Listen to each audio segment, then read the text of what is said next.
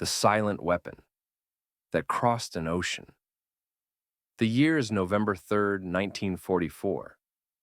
You're standing in a meadow in Northern California when you hear it. Not the roar of engines or the whistle of falling bombs, but something softer, a hissing sound. You look up and see a massive balloon, 33 feet in diameter, descending through the clouds with a strange paper skin that catches the morning light. Hanging beneath it, suspended by shroud lines, is a ring of devices you don't recognize. The balloon lands with barely a sound. Hours later, it explodes, and you realize the unthinkable. Japan has just attacked the American mainland. Between November 1944 and April 1945, over 300 balloon bombs landed across North America. The U.S. military immediately imposed a total media blackout. Newspapers, radio stations, and citizens were forbidden from mentioning the balloons. The censorship was so complete that most Americans never knew Japan had attacked their homeland until decades after the war ended. But the question that haunted military analysts then and historians now is this: how did thousands of paper balloons, launched from Japan, cross 6,000 miles of Pacific Ocean with no engines, no navigation, and no human control, and arrive in America with enough precision to start forest fires and kill civilians?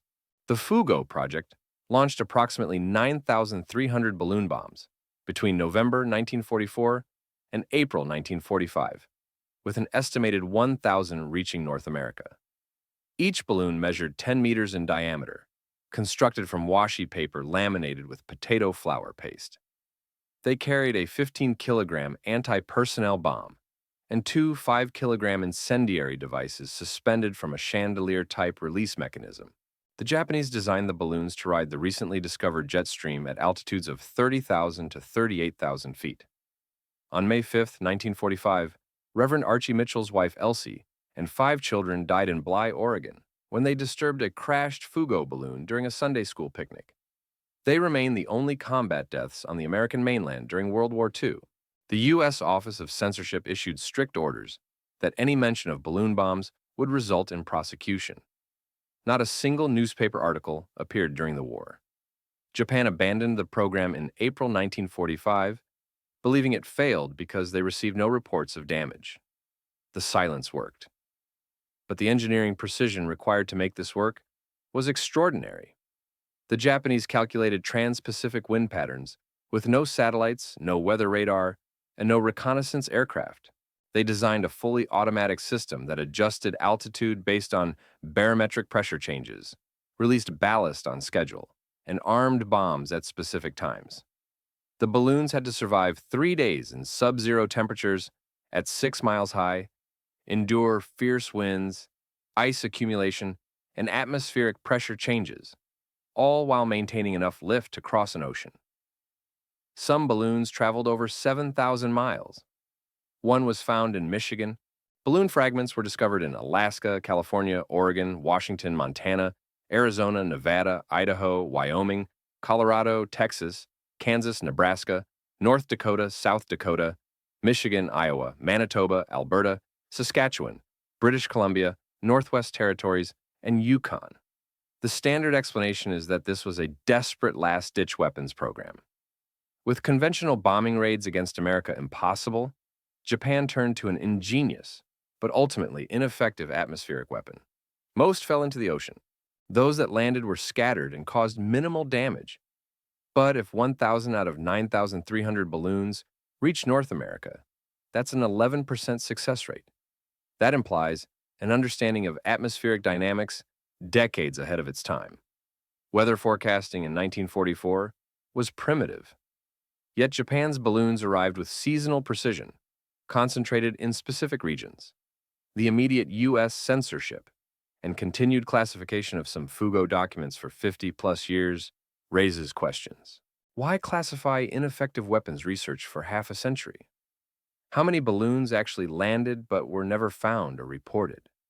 What atmospheric data did Japan possess that enabled such precise transoceanic targeting? The silence lasted longer than the war itself. From balloons that crossed an ocean in silence, we descend underground to a device that, according to some, attempted to bend the fabric of space and time itself.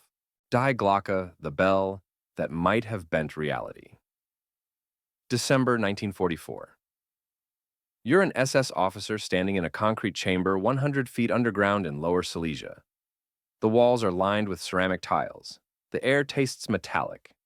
In the center of the room sits a bell-shaped object, 9 feet wide, 15 feet tall, made of hard metal ceramic. Inside the bell, two counter-rotating cylinders spin at high speed, filled with a violet glowing substance codenamed Zerum 525. The device begins to hum. The air shimmers. You're told to leave the room immediately. Of the 5 scientists who operated Die Glocke, several are already dead from exposure. Whatever this machine does, it's not ordinary weapons research. Die Glocke, the bell, entered historical discussion primarily through Polish journalist and military historian Igor Witkowski's 2000 book about Nazi wonder weapons. Witkowski claimed access to SS documents and witness testimony, describing a secret project conducted under Nazi General Jakob Sporenberg's supervision. After the war, Sporenberg was captured, tried, and executed by Poland in 1952. During interrogation, he reportedly mentioned advanced weapons projects in Lower Silesia. The actual facility, later identified as the concrete structure known as the Henge near the Wenceslas mine, still exists today. The Wenceslas mine complex was part of Project Reese Giant, a network of 7 underground construction sites in the Owl Mountains, built by Organization Tot using forced labor from concentration camps. Polish researchers documented strange concrete structures in the area, a circular framework 10 feet thick with drains and ceramic internal coating, built separately from other Reese tunnels. Documents describe Die Glocke as approximately 2.7 meters wide and 4.5 meters high, shaped like a ceramic-covered metal bell. The device allegedly contained 2 counter-rotating cylinders filled with a mercury-like substance, codenamed Zerum 525, possibly including thorium or beryllium compounds.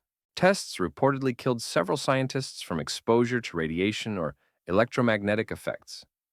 Tissue necrosis and blood crystallization were mentioned in accounts. After the war, the Germans destroyed most Reese facilities and executed scientific prisoners. SS General Hans Kammler, who oversaw advanced weapons projects, disappeared in May 1945 and was never found. Aviation historian Nick Cook investigated the site for his 2001 book, documenting unusual damage patterns to surrounding vegetation. The Henge structure's unique design, with no parallel in other German military construction, suggests specialized purpose. The mainstream explanation is straightforward. Die Glocke is likely a myth or exaggeration born from wartime rumors, Cold War disinformation, and misidentified conventional research. The stories emerged from second-hand testimony, and no original Nazi documents mentioning Die Glocke have been authenticated. The concrete structure at Wenceslas mine was probably an industrial cooling tower or testing frame for conventional weapons components. The exotic descriptions, counter-rotating cylinders, glowing liquid metals, sound like misunderstood centrifuges or electrical equipment. Nazi Germany pursued many desperate projects in 1944 and 45. Most were unsuccessful, dangerous, and abandoned. The subsequent disappearance of evidence is explained by standard German demolition practices as Allied forces advanced. But the specificity of details is troubling. Why would fabricated stories include precise measurements, code names, and technical descriptions that align with actual physics research from decades later? The concrete structure at the Wenceslas mine shows evidence of exposure to extreme heat or energy. The ceramic coating is partially vitrified, a melted glass-like transformation, and vegetation around the site showed unusual damage patterns when investigated in the 1990s. Ceramic-lined chambers are used in modern particle physics to contain electromagnetic radiation. If this was just a cooling tower, why the exotic construction? Why did SS General Kammler, one of the most powerful figures in Nazi weapons development, vanish completely in May 1945? Unlike other high-ranking Nazis, his death was never confirmed. No body, no grave, no testimony. And why did Operation Paperclip scientists remained silent about what was actually being researched in Silesia.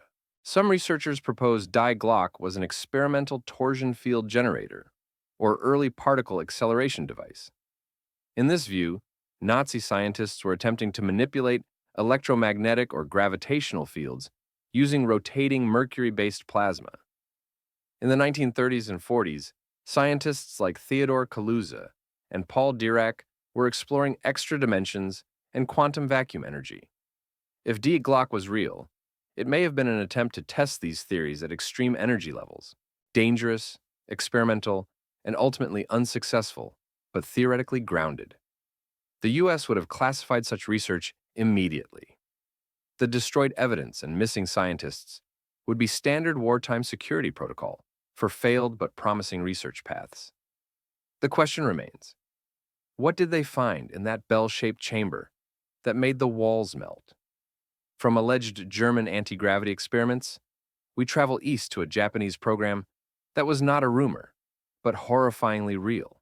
And after the war, America made sure most of its details would never be told. The immunity deal. When America bought atrocity data, September 1945.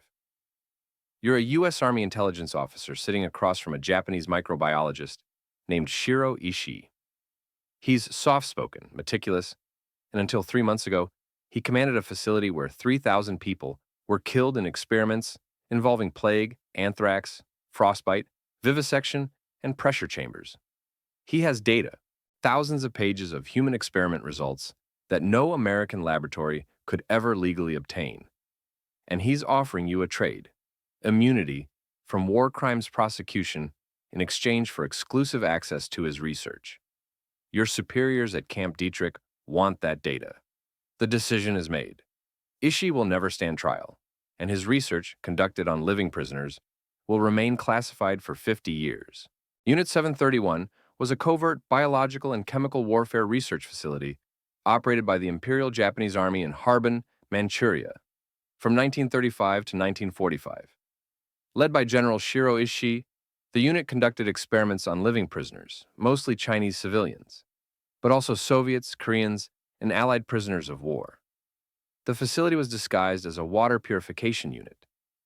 After Japan's surrender, American occupation forces learned of Unit 731's existence.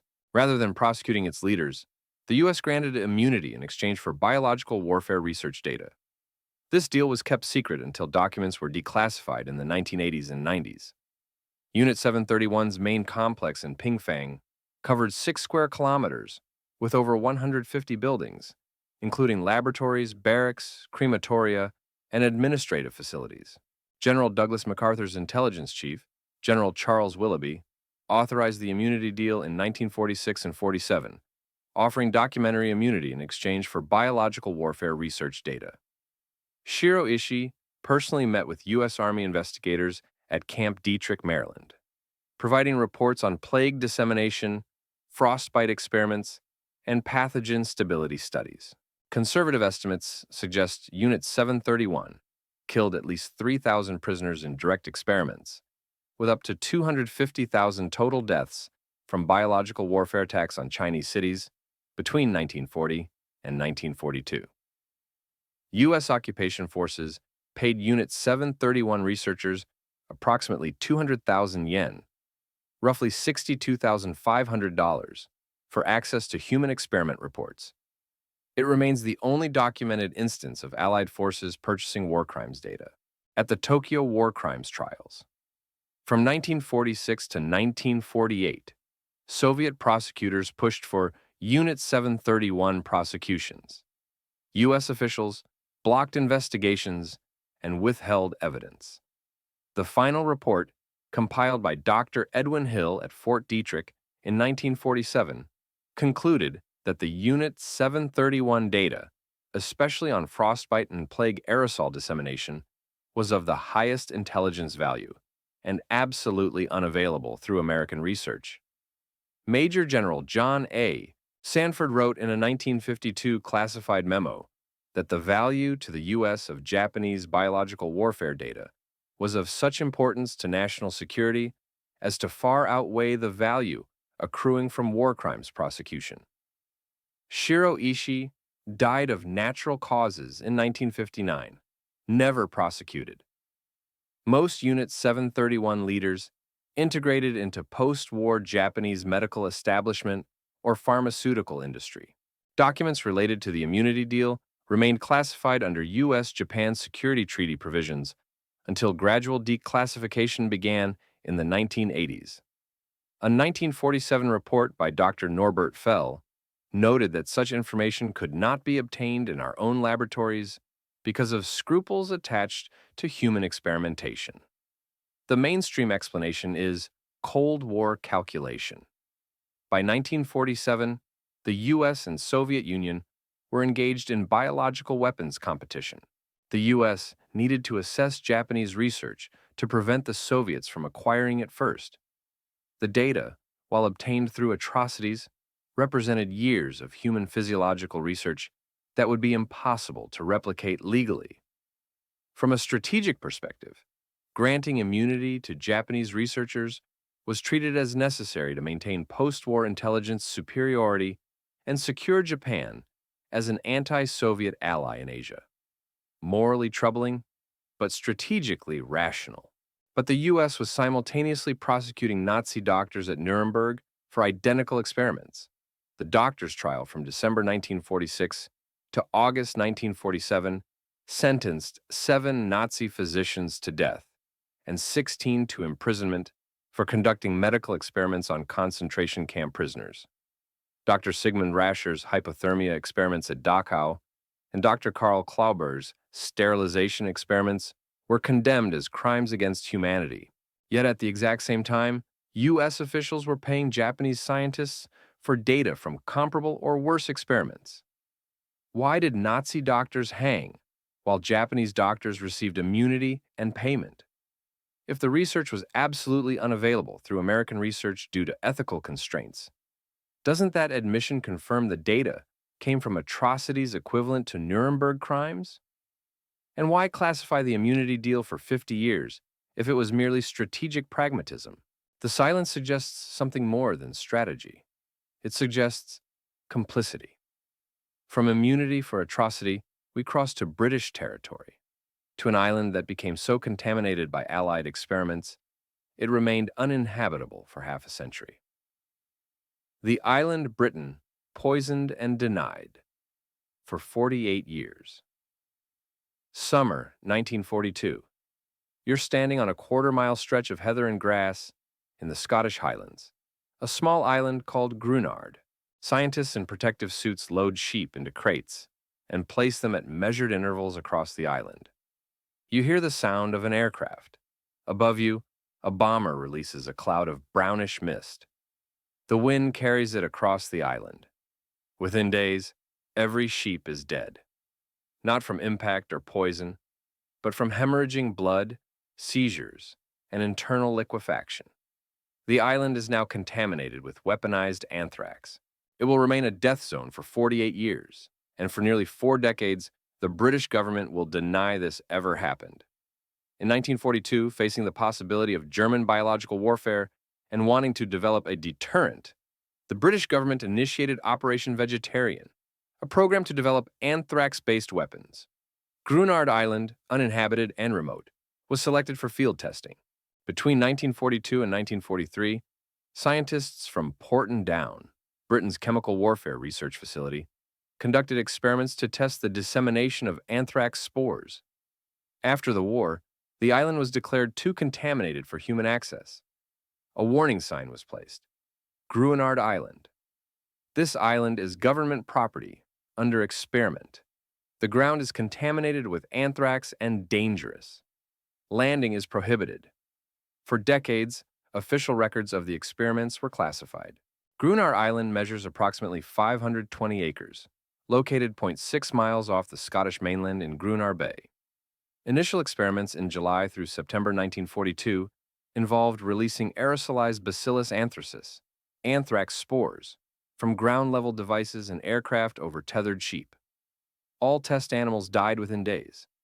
Post-mortem examination confirmed anthrax infection via inhalation, pulmonary anthrax, the deadliest form.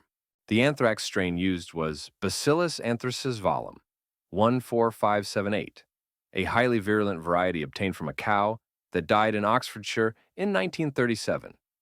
Britain's Chemical Defence Experimental Establishment at Porton Down oversaw experiments under Paul Fildes and his team. After the war, soil tests in 1945 confirmed that anthrax spores had permeated the topsoil. Attempts to decontaminate with formaldehyde solution failed. The island was quarantined indefinitely. The British government placed warning signs in 1947, but did not publicly acknowledge the experiments until the 1980s. In 1981, a protest group called Dark Harvest Commandos removed contaminated soil from Grunard and deposited it at Porton Down and government offices, demanding decontamination. Decontamination finally began in 1986, using 280 tons of formaldehyde solution mixed with seawater, sprayed across 13 acres of most contaminated areas. Junior Defense Minister Michael Neubert visited the island in 1990 without protective gear, declaring it safe. The island was officially returned to the heirs of its original owners in 1990. The total decontamination cost was £500,000. British government files on Grunard experiments remained classified until gradual release beginning in the 1990s under the 50-year declassification rule. Mainstream historians explain Grunard Island experiments as defensive research, not weapons deployment. Britain faced credible threats of biological warfare from Nazi Germany. Developing countermeasures required understanding dissemination and persistence of biological agents. The island was chosen because it was remote, uninhabited, and containable. The long contamination period resulted from underestimating anthrax spore resilience. Scientists in the 1940s didn't fully understand how long spores could remain viable in soil. The post-war classification was standard security protocol for military research.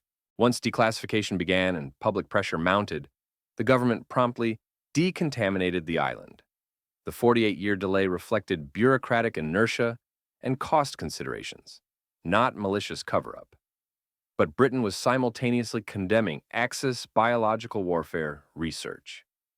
The International Military Tribunal at Nuremberg established that using biological weapons and conducting experiments that endangered civilian populations constituted war crimes.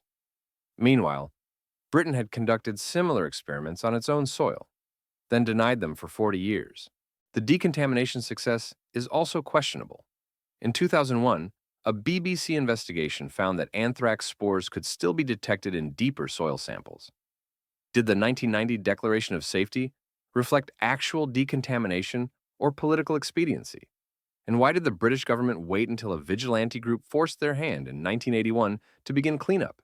Documents released in the 1990s reveal that Britain also developed cattle cakes laced with anthrax spores, designed to be dropped over Germany to infect livestock and food supplies.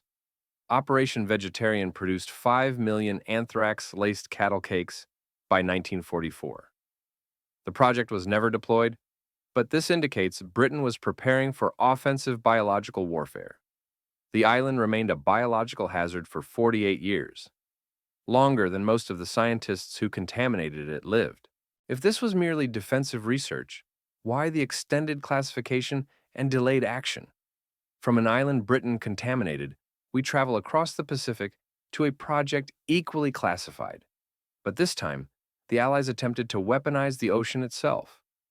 Project SEAL, the tsunami bomb America tested 3,700 times. January 1945. You're standing on a military barge off the coast of New Zealand, watching technicians lower explosive charges into the water. This is Test 149 of Project SEAL. The goal: detonate underwater explosives in patterns designed to create artificial tsunamis, waves large enough to destroy coastal cities. The mathematician supervising the project, Thomas Leach, has calculated that a series of 2,000-ton explosions set 5 miles offshore could generate 33-foot waves, traveling at 100 miles per hour. You press the detonator. The ocean convulses. A wall of water surges toward the shore. It works. And the U.S. military, watching from Pearl Harbor, wants more. By the end of testing, over 3,700 explosions will be set off. perfecting a weapon that could drown an invasion force or level a city without a single bomber. The project will remain classified for 50 years. Project SEAL was initiated in 1944 by the U.S. Navy and New Zealand's Naval Board, under supervision of Professor Thomas Leach of Auckland University. Leach, a mathematician and expert in wave mechanics, was tasked with determining whether underwater explosions could create destructive tsunami-like waves. Testing occurred at Wangaparaoa, north of Auckland, Waiheke Island, and later at Pohara Beach in Golden Bay. Results were promising enough that U.S. military planners considered using tsunami bombs against Japan's coastal cities as part of Operation Downfall, the planned invasion of Japan, later made unnecessary by atomic bombs. The project was classified until 1999, when New Zealand journalist Ray Waru uncovered documents through declassification requests. Project SEAL conducted approximately 3,700 test explosions between 1944 and 1945 at multiple New Zealand coastal sites. Professor Thomas Leach, Auckland University College mathematician, led research. His expertise in fluid dynamics and wave propagation made him ideal for modeling tsunami generation. Tests used TNT charges, ranging from 600 pounds to 2,000 pounds, detonated at varying depths, 10 to 100 feet, and distances from shore, 500 meters to 5 miles. Leach's calculations demonstrated that multiple synchronized explosions in a grid pattern could constructively interfere to amplify wave height, a technique similar to modern phased array systems. U.S. Navy observers from Pearl Harbor Naval Base attended tests. Admiral William Purnell assessed results and recommended continuation to Joint Chiefs of Staff. One test series successfully generated 10-foot waves from 600-pound charges. Extrapolation suggested 2,000-ton charges could produce 30-plus foot waves. The project aimed to create tsunamis, targeting Japanese coastal defenses and invasion beaches. Proposed deployment included 10 cargo ships loaded with explosives positioned offshore. A top-secret memo from March 1945 noted that Professor Leach's research demonstrates offensive tsunami generation is feasible with current naval ordnance. The atomic bombings of Hiroshima and Nagasaki in August 1945 rendered Project SEAL unnecessary. U.S. invasion of Japan was canceled. U.S. military classified all Project SEAL documents under top-secret designation. Files transferred to U.S. control and stored at naval archives. New Zealand journalist Ray Waru discovered references to Project SEAL in 1999 while researching declassified World War II documents. Documents were partially declassified in 1999 through 2000. Some technical specifications remain classified today. Professor Leach never publicly discussed Project SEAL before his death in 1973. His role remained unknown to family until declassification. The official explanation is straightforward. Project SEAL was a hypothetical weapons study, not a viable military program. While small-scale tests produced measurable waves, scaling up to true tsunami-level destruction would require impractically large explosive yields and perfect coordination of multiple detonations. The technology existed to generate waves, but not tsunamis capable of strategic impact. The project was classified as part of broader wartime secrecy around naval weapons research and remained classified post-war due to Cold War concerns about proliferation of unconventional warfare tactics. Once nuclear weapons rendered conventional tsunami bombs obsolete, there was no reason to declassify or continue the program. But the scale of testing suggests serious military intent. 3,700 explosions over 18 months is not a hypothetical study. It's systematic weapons development. The U.S. Navy wouldn't deploy observers from Pearl Harbor and integrate Project SEAL into invasion planning for Japan if it were merely theoretical. Professor Leach's calculations were sound. His wave interference models were decades ahead of contemporary hydrodynamics research. The only limitation was explosive yield, which nuclear weapons could solve. If the project was abandoned as impractical, why classify it for 55 years? Conventional explosives research was routinely declassified within 10 to 20 years. And why do some technical specifications remain classified today, 80 years later? What aspects of tsunami generation are still considered too sensitive to release. With the advent of nuclear weapons, the tsunami bomb concept became frighteningly viable. A 10-megaton warhead detonated underwater could generate tsunami waves devastating to coastal cities. The U.S. conducted extensive underwater nuclear tests in the 1940s and 50s. Was tsunami generation among the studied effects? From artificial tsunamis tested in secrecy, we return to Nazi Germany, where the SS was conducting experiments not in physics or biology, but in something far stranger, the search for mythological artifacts and lost civilizations. The SS organization that hunted Atlantis and the Holy Grail. June 1938. You're a German zoologist named Ernst Schaefer, but you're not here to study animals. You're leading an SS expedition into Tibet, funded by Heinrich Himmler's Ahnenerbe, the Ancestral Heritage Research Society. Your team includes anthropologists measuring skull shapes, ethnographers documenting rituals, and geophysicists surveying magnetic anomalies.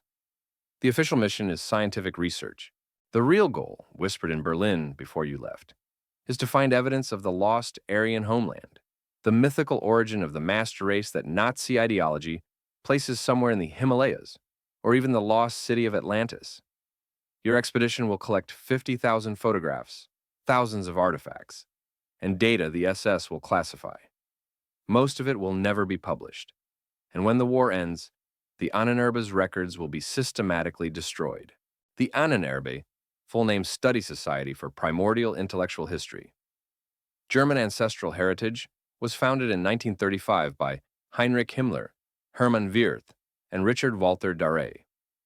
Presented as an academic research organization, it conducted archaeology, anthropology, and historical research across Europe, Asia, and even Antarctica.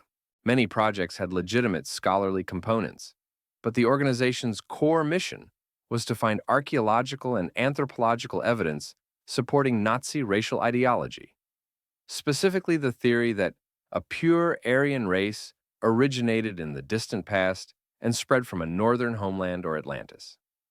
The Ahnenerbe conducted over 100 expeditions before its dissolution in 1945.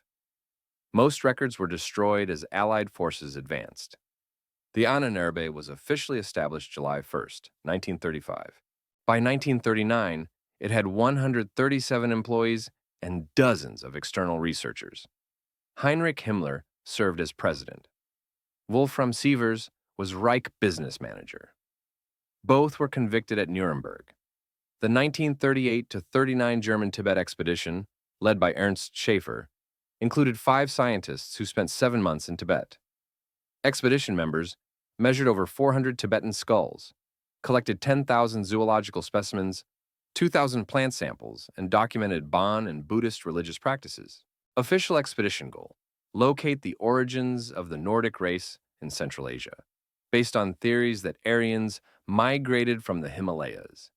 The Ahnenerbe funded archaeological excavations across Germany, Scandinavia, Middle East, and Eastern Europe. They excavated Viking sites in Norway and rune stones in Sweden.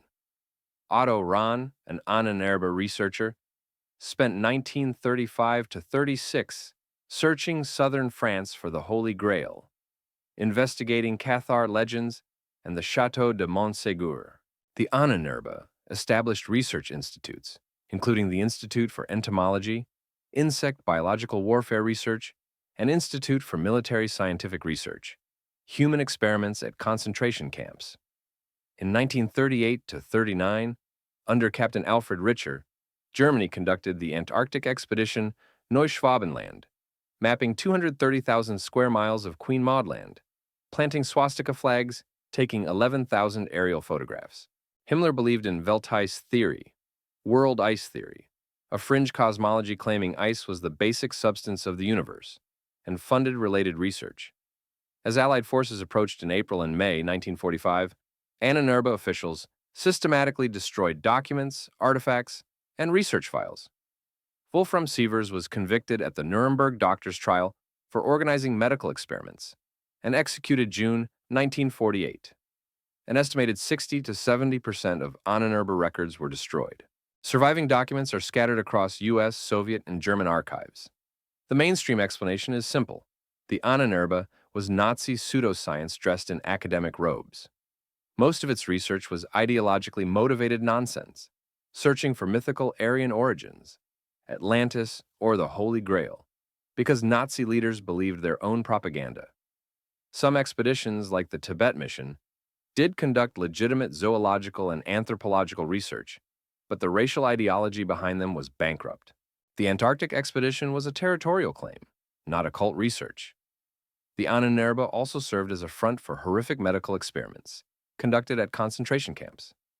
The destruction of records was standard Nazi practice as they lost the war, destroying evidence of crimes, not covering up mystical discoveries. But why destroy research files from archaeology, anthropology, and expeditions if it was just pseudoscience? Fraudulent research doesn't need to be burned. It can be dismissed as nonsense after capture. Yet the SS prioritized record destruction even as Berlin fell. Wolfram Sievers personally supervised the burning of documents in April 1945. What couldn't they let the Allies find? The Ahnenerbe's Antarctic expedition remains particularly mysterious. Why would Nazi Germany send a major naval expedition to Queen Maud Land in 1938 to 39 at the brink of war? The official explanation, territorial claim, doesn't account for the scale.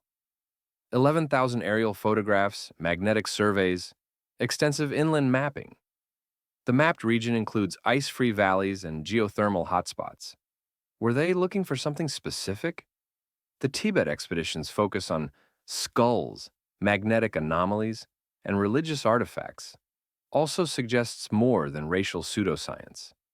And why did Heinrich Himmler, one of the most powerful men in Nazi Germany, personally fund and oversee expeditions searching for myths? What did they expect to find beneath the ice or hidden in Himalayan monasteries? The questions outlived the answers by 70 years.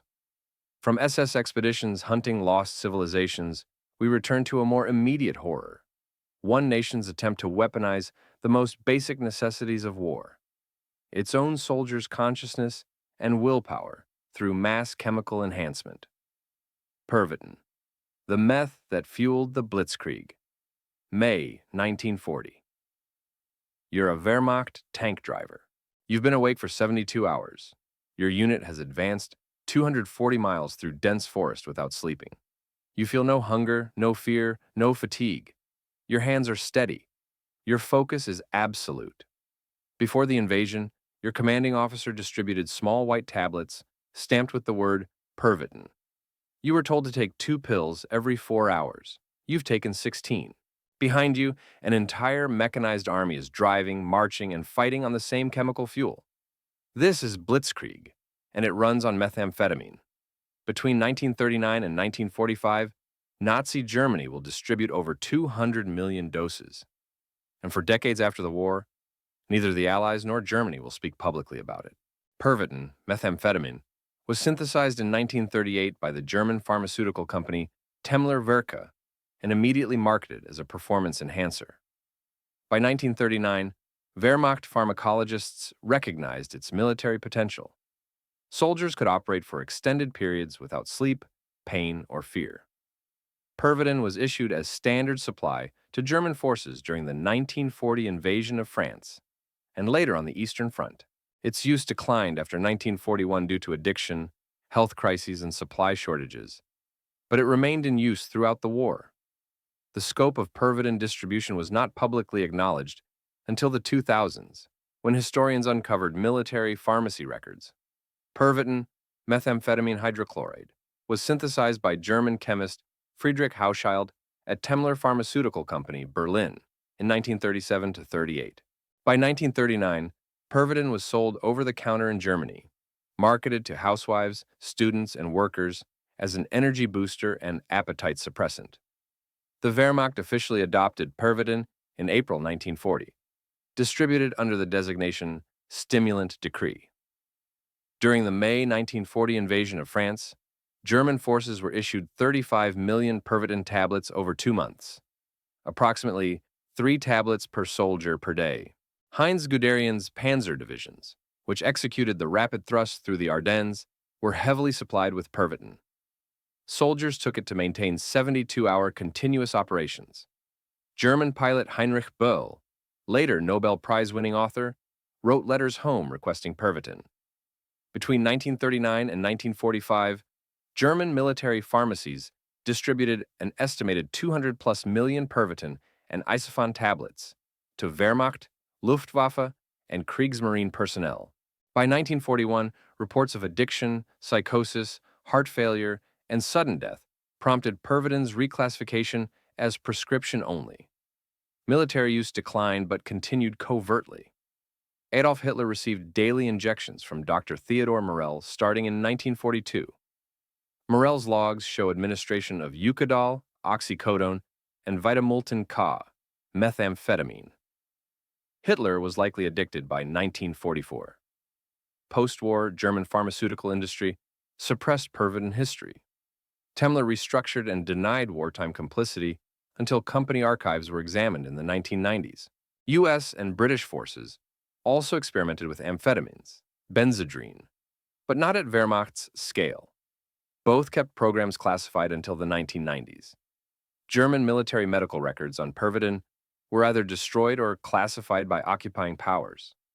Full scope only revealed through historian research in the 2000s. The mainstream explanation is straightforward. Pervitin was an early stimulant whose risks were not fully understood until after widespread use. In the context of 1939 to 40, amphetamines were seen as performance enhancers similar to caffeine, not as dangerous addictive drugs. The Wehrmacht distributed Pervitin to maximize soldier endurance during rapid offensive operations, standard military pharmacology for the era.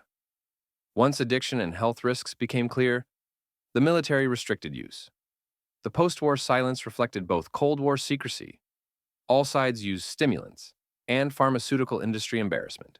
But the scale and deliberateness suggest this was not naive experimentation. By 1941, Wehrmacht medical officers were documenting severe addiction, cardiovascular collapse, and psychiatric breakdown. Yet distribution continued. Officers knew soldiers were becoming dependent. Letters and diaries reveal troops begging for more pills even as they deteriorated physically and mentally. The rapid 1940 invasion of France relied fundamentally on Pervitin. German forces advanced so quickly because they literally didn't sleep. Blitzkrieg wasn't just tactical brilliance. It was pharmacologically enhanced warfare. And after the war, this wasn't discussed. Nuremberg trials prosecuted Nazi doctors for medical atrocities, but ignored mass drugging of Germany's own army. Why?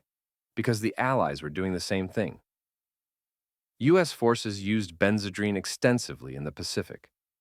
British pilots used amphetamines during the Battle of Britain. If Nazi methamphetamine use was exposed, Allied stimulant programs would face scrutiny. The silence was mutual. The 1940 French campaign succeeded because German forces achieved operationally impossible movement speeds, covering distances that Allied commanders assumed required weeks. French and British forces were outmaneuvered not because of superior tactics alone, but because their enemy was chemically accelerated. From soldiers chemically enhanced against their knowledge, we enter the darkest territory yet, a program where the scientists themselves became the weapons, and America chose data over justice. Operation Paperclip, when America imported Nazi scientists and buried their sins. September 1945. You're a U.S. Army intelligence officer, processing paperwork for incoming specialists. The first man you interview is Werner von Braun, former SS officer and technical director of Nazi Germany's V2 rocket program. The V2 killed 9,000 people, mostly civilians in London, Antwerp, and Paris. It was built using slave labor at Mittelbau-Dora concentration camp, where 20,000 prisoners died from starvation, beatings, and executions. Von Braun visited the camp. He selected workers. He knew. But your orders are clear. Sanitize his record. Reclassify him as a non-threatening technician. Give him a new job at the U.S. Army Ballistic Missile Agency. Within 15 years, he'll be a national hero, director of NASA's Marshall Space Flight Center, architect of the Saturn V rocket that will send Americans to the moon. and no one will ask what he did between 1937 and 1945. This is Operation Paperclip, the program that transformed 1,600 Nazi scientists into Americans and erased their past. Operation Paperclip was initiated in August 1945 by the Joint Intelligence Objectives Agency to recruit German scientists for U.S. military and intelligence programs. The program's name derived from the paperclips attached to folders of scientists deemed useful. Initially focused on rocket engineers, it expanded to include chemists, physicians, physicists, and engineers from across Nazi Germany's research apparatus.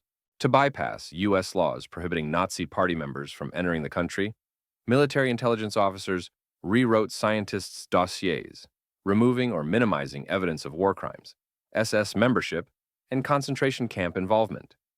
The program remained partially classified until the 1990s, when investigative journalist Linda Hunt uncovered documents through Freedom of Information Act requests. Operation Paperclip recruited approximately 1,600 German scientists, engineers, and technicians between 1945 and 1959. Werner von Braun and 127 other German rocket scientists were brought to Fort Bliss, Texas, and White Sands Proving Ground, New Mexico, in September 1945. Von Braun had been a member of the Nazi Party since 1937 and held SS rank of Sturmbannführer Major. His V-2 program used slave labor from Mittelbau-Dora concentration camp, where 20,000 died. The Joint Intelligence Objectives Agency created false employment and political histories for recruited scientists. Samuel Klaus, State Department representative, objected that this violated President Truman's directive prohibiting active Nazis.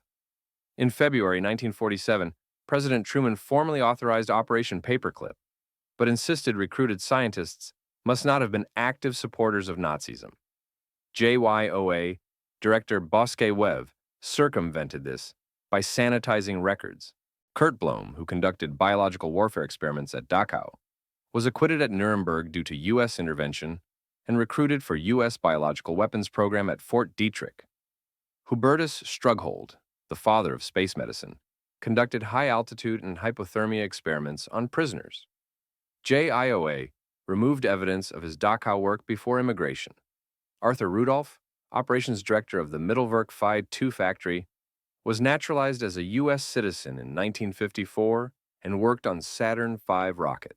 In 1984, when his war record emerged, he renounced U.S. citizenship and fled to West Germany to avoid prosecution. Walter Schreiber, who oversaw human freezing experiments at Dachau, was brought to Texas under paperclip, but deported in 1952 after media exposure. Total estimated value of imported German intellectual property, $10 billion in 1945 dollars, approximately $150 billion today. Paperclip scientists became core personnel at NASA, U.S. Army Ballistic Missile Agency, Air Force missile programs, and CIA chemical warfare research. In 1985, the U.S. Department of Justice created the Office of Special Investigations to identify Nazi war criminals in America. Several paperclip scientists were investigated, but most had died or fled. Files remained classified until journalist Linda Hunt published Secret Agenda in 1991, forcing gradual declassification through the 1990s. The mainstream explanation is Cold War pragmatism. By 1945, the U.S. faced a new enemy, the Soviet Union, which was aggressively recruiting German scientists. If America didn't secure these experts, the Soviets would, and Soviet rocket scientists became the foundation of their ICBM program. The moral compromise employing former Nazis was weighed against national security imperatives. Many recruited scientists were not war criminals, but engineers forced to work under Nazi regime. The falsification of records was administrative expediency to bypass restrictive immigration laws, not malicious cover-up. Those with clear war crimes evidence were eventually expelled. The program was classified to protect intelligence sources and methods. Once the Cold War ended, transparency followed. But administrative expediency is a euphemism for systematic fraud. The JIOA didn't just simplify records. They fabricated entire backgrounds. Werner von Braun's file originally noted, "Subject is regarded as a potential security threat by the military governor." This was removed. Arthur Rudolph's file documented his special cruelty at Mittelbau-Dora. Deleted. Hubertus Strughold's file listed participation in deadly experiments. Sanitized. This wasn't paperwork streamlining. It was institutional lying. And it wasn't limited to a few cases. 1,600 scientists received similar treatment. The U.S. didn't just overlook war crimes. It actively concealed them, then employed these men in positions creating America's space program, biological weapons, and intelligence apparatus. Von Braun became a celebrity, appearing on Disney TV specials to promote space exploration. Children idolized him. He met presidents. And no one mentioned the 20,000 dead prisoners who built his rockets. Why classify this for 50 years if it was merely pragmatic? Many paperclip scientists had worked on classified Nazi programs whose full scope remains unclear. By bringing them to America and classifying their work, the U.S. controlled not only the scientists, but their knowledge. If these men had been prosecuted at Nuremberg or remained in Germany, their wartime research would have become public record. Instead, it was absorbed into U.S. military programs and classified. From Nazi scientists America chose to protect, we enter the shadow of Soviet crimes, to a laboratory where poison was perfected and murder became science. The Soviet Poison Laboratory, where murder was scientific method. December 1950. You're a guard at a secret facility hidden in the forests outside Moscow. Inside, white-coated scientists test poisons on living prisoners. The subjects are enemies of the state, Trotskyists, suspected spies, political dissidents. They're told they're being transferred or interrogated. Instead, they're injected with experimental compounds. The goal: develop undetectable poisons for state assassinations. Mustard gas, ricin, curare, digitoxin, cyanide derivatives. The scientists record symptoms: convulsions, paralysis, cardiac arrest, respiratory failure. They refine dosages. They perfect delivery mechanisms: aerosols, injections, capsules disguised as vitamins. The work is overseen by the NKVD, later KGB, sanctioned by Stalin himself. By the time the program is exposed decades later, dozens of prisoners will have died in experiments, and the poisons perfected here will be used in assassinations around the world. Laboratory 1, later redesignated Laboratory 12, was a Soviet secret facility operated by the NKVD and KGB from the 1930s through the 1950s. Its existence was confirmed through defector testimonies, notably Dr. Grigory Marinovsky, the laboratory's director, and Pavel Sudoplatov, NKVD and KGB officer. The lab conducted human experiments to test poisons for use in state-sanctioned assassinations. Victims were prisoners drawn from gulags and NKVD detention centers. The facility's work remained classified until Soviet archives were partially opened in the 1990s, and further details emerged from post-Soviet investigations and memoirs. Laboratory 1 was established in the early 1930s under Genrikh Yagoda, NKVD chief, and relocated to Kuchino, near Moscow, in the late 1930s. Dr. Grigory Marinovsky, a biochemist, served as laboratory director from 1937 to 1951 and developed and tested poisons on living prisoners. Prisoners used in experiments were condemned political prisoners or individuals under NKVD custody. Typical cover story was transferred to another facility. Poisons tested included mustard gas, ricin, digitoxin, curare, cyanide compounds, and C2, a specialized poison allegedly developed by Marinovsky. Experiments documented symptoms, time to death, and autopsy findings. Goal was to create poisons mimicking natural death, heart attack, stroke.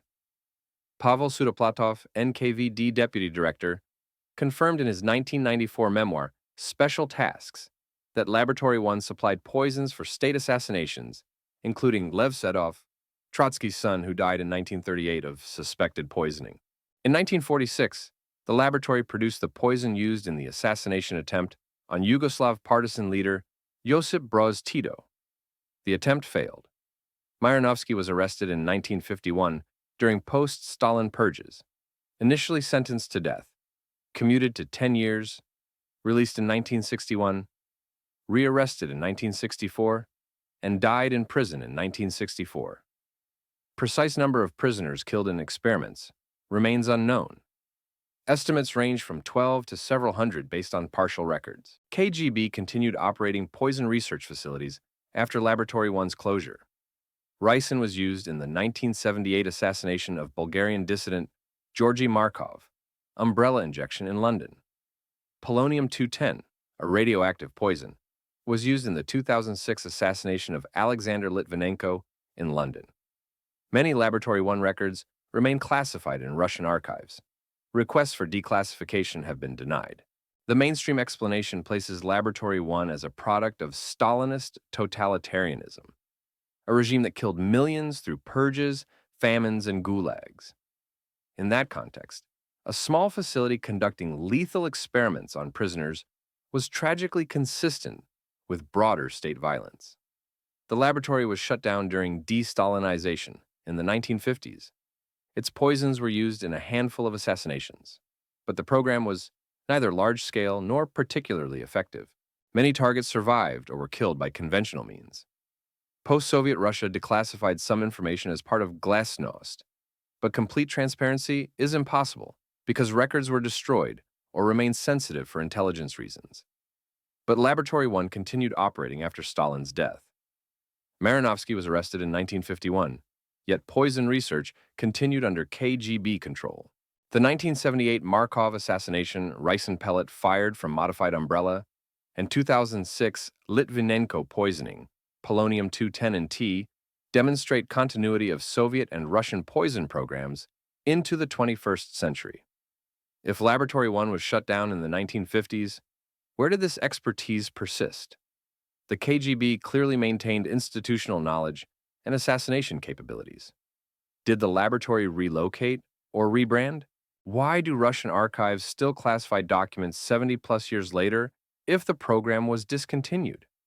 And why have no Russian officials faced accountability, while Nazi doctors were prosecuted at Nuremberg? The 1978 Markov assassination and 2006 Litvinenko poisoning show sophistication, implying decades of research and refinement. If Laboratory 1 truly ended in the 1950s, how did Russia maintain cutting-edge assassination capabilities 70 years later? The classification of records isn't about historical sensitivity. It's about protecting ongoing operations. From poisons perfected in Soviet laboratories, we return to Nazi experiments, but not in concentration camps. This time, to a program so disturbing that its very existence challenges what we believe about state-sanctioned science during World War II. The American mustard gas experiments, when the U.S. tested chemical weapons on its own troops. Summer 1943. You're a 21-year-old U.S. Army private. You volunteered for medical experiments because you were told it would help the war effort. You're led into a sealed chamber. Scientists in gas masks watch through a window. Mustard gas is released. Your skin begins to burn. Blisters form across your arms, chest, and face. Your lungs convulse. You scream, but no one opens the door. The experiment must continue. You were never told you'd be exposed to chemical weapons. You were never told you could refuse. And after the war, the U.S. government will classify your participation for 50 years, denying you medical benefits and refusing to acknowledge what was done to you. You are one of 60,000 American soldiers subjected to chemical warfare experiments between 1942 and 1945. Most of you won't be officially recognized until the 1990s. Between 1942 and 1945, the U.S. Army conducted classified chemical warfare experiments on approximately 60,000 American service members at facilities including Edgewood Arsenal, Maryland, Camp Seibert, Alabama, and other sites. Soldiers were exposed to mustard gas, lewisite, and other chemical agents to test protective equipment, medical treatments, and physiological effects. Many participants were not informed of risks or the nature of experiments. Records were classified under military necessity doctrine, and participants were sworn to secrecy. The program's scope was not publicly acknowledged until investigative journalism in the 1970s and 90s forced gradual declassification. Between 1942 and 1945, the U.S. Chemical Warfare Service exposed approximately 60,000 American service members to chemical agents in classified experiments. Edgewood Arsenal, Maryland, served as primary research site and conducted over 1,800 separate experiments testing mustard gas, lewisite, phosgene, and experimental agents. Typical experiment: soldiers placed in sealed chambers, exposed to aerosolized or liquid chemical agents, while scientists measured physiological effects, skin damage, and respiratory impact. Volunteers. Many volunteered for promised incentives, extra pay, leave time, or release from less desirable duties. Typically signed consent forms that did not disclose specific agents or risks. Patch tests involved applying mustard gas directly to skin. Subjects developed severe chemical burns, blistering, and in some cases permanent scarring. At Camp Seibert, Alabama, 150 African American soldiers were deliberately selected for experiments to test chemical agent effects across racial lines, documented racial segregation in experimental design. Declassified documents show scientists deliberately withheld information about long-term effects. 1944 memo notes: subjects should not be informed of potential carcinogenic effects to avoid experimental anxiety. After the war, the U.S. government classified all chemical warfare experiment records under national security. Participants were ordered not to discuss involvement. Veterans exposed to mustard gas experienced higher rates of respiratory diseases, chronic skin conditions, and leukemia. Many were denied VA benefits because their service records made no mention of chemical exposure. In 1974, investigative journalist Ralph Blumenthal exposed the program. Veterans organized to demand acknowledgement and compensation. In 1993, the Institute of Medicine published a report confirming long-term health effects from mustard gas exposure and recommended compensation. In 2015, Congress passed the Veterans Exposed to Toxic Substances Act, mandating Department of Defense identify and compensate affected veterans. As of 2024, over 4,000 veterans have been identified and many compensated, but full roster remains incomplete. An estimated 40,000 participants have died without acknowledgement or compensation. The mainstream explanation frames chemical warfare experiments as standard military research conducted by all combatants during World War II. The U.S. needed to develop protective equipment and medical countermeasures against potential Axis chemical attacks. Participants were volunteers. While consent processes were imperfect by modern standards, they reflected wartime urgency and 1940s medical ethics, which did not require detailed, informed consent. Classification was necessary to prevent enemy intelligence from learning U.S. chemical warfare capabilities. The delay in declassification and compensation reflected bureaucratic inertia and Cold War secrecy, not malicious cover-up. Once the program was exposed, the government eventually acknowledged it and provided compensation. Compared to Nazi and Japanese experiments, which killed thousands, American experiments were less severe. No deliberate fatalities, and long-term harm was unintended consequence of necessary research. But 60,000 soldiers is not a small sample. It's industrial-scale human experimentation. The U.S. condemned Nazi doctors at Nuremberg for conducting experiments without consent, causing long-term harm, and classifying evidence. Yet the U.S. was simultaneously doing the same to its own troops.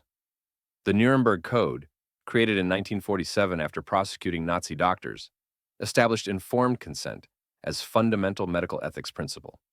That code emerged while thousands of American chemical warfare veterans were still suffering without acknowledgement. The classification for 50 years wasn't bureaucratic inertia. It was deliberate suppression. Veterans were threatened with legal consequences if they discussed experiments. When they sought medical treatment for chemical burns and respiratory diseases, their service records provided no documentation. The government didn't eventually acknowledge it. Journalists forced disclosure, and only then did partial compensation begin. Why classify defensive research for 50 years? If the experiments were ethical and necessary, transparency should have followed the war's end. Declassified documents reveal experiments testing optimal dispersion methods, lethality curves, and environmental persistence, offensive metrics. The racial component, deliberately selecting African American soldiers for Camp Cyber tests, suggested systematic discrimination that would have been politically explosive if revealed. The 50-year classification protected institutional reputation, avoided legal liability, and prevented international condemnation. How many of the 60,000 participants died from experiment-related causes, and were deaths documented or concealed? What specific offensive chemical weapons capabilities were developed using human experiment data? Why did the U.S. deny compensation for 50 years despite documented harm? These 10 experiments, balloons floating across oceans, alleged anti-gravity bells, immunity for atrocity, contaminated islands, artificial tsunamis, SS archaeologists hunting myths, armies running on methamphetamine, Nazi scientists becoming American heroes, poison laboratories, and chemical weapons tested on Allied soldiers aren't isolated incidents. They're glimpses of a pattern. During World War II, the boundaries between science and atrocity dissolved. Every nation crossed lines. And when the war ended, instead of transparency, there was silence. Mainstream history tells a comforting story. The Axis committed war crimes. The Allies prosecuted them. Justice prevailed. But the record reveals something darker. The U.S. granted immunity to Japanese biological warfare scientists, while hanging Nazi doctors for comparable crimes. Britain contaminated its own territory for 48 years. America recruited 1,600 Nazi scientists and falsified their records. The Soviets perfected murder as medical research. Every nation tested chemical weapons, exotic technologies, and psychological manipulation, and all of them classified the evidence. The question isn't whether these experiments happen. The declassified documents prove they did. The question is, why were they erased? Why did it take 50, 60, 70 years to admit what we did to our own soldiers, our prisoners, our enemies? The answer is institutional complicity. No one wanted to acknowledge that victory came with moral compromise. No one wanted to admit that the good war was fought with methods we condemned others for using. Most people walk through history museums, read textbooks, and accept the official narrative. They see World War II as a story of heroes and villains, liberation and defeat. But if you've made it this far, you see the shadows underneath. You recognize that history isn't written by victors alone. It's written, then rewritten, then classified, then denied. This channel exists for people who refuse to stop asking why. People who understand that every war produces not just heroes and casualties, but secrets, experiments classified, participants silenced, evidence destroyed. The balloons that floated across the Pacific, the bells that might have bent space-time, the immunity deals that let murderers walk free. These aren't conspiracy theories. They're documented history that someone decided we weren't supposed to know. So here's what you do. Hit subscribe, lock in your access to the archive. We're not done digging. And when you're ready, drop into the comments and tell us which of these 10 experiments disturbs you most. Which one did you already know? And which one shocked you? Let's see who can build the strongest case for which experiment best proves that wartime science becomes indistinguishable from atrocity. The floor is yours. The balloons crossed the Pacific in silence. The bell hummed in darkness. The data was purchased with immunity. The island remained poisoned.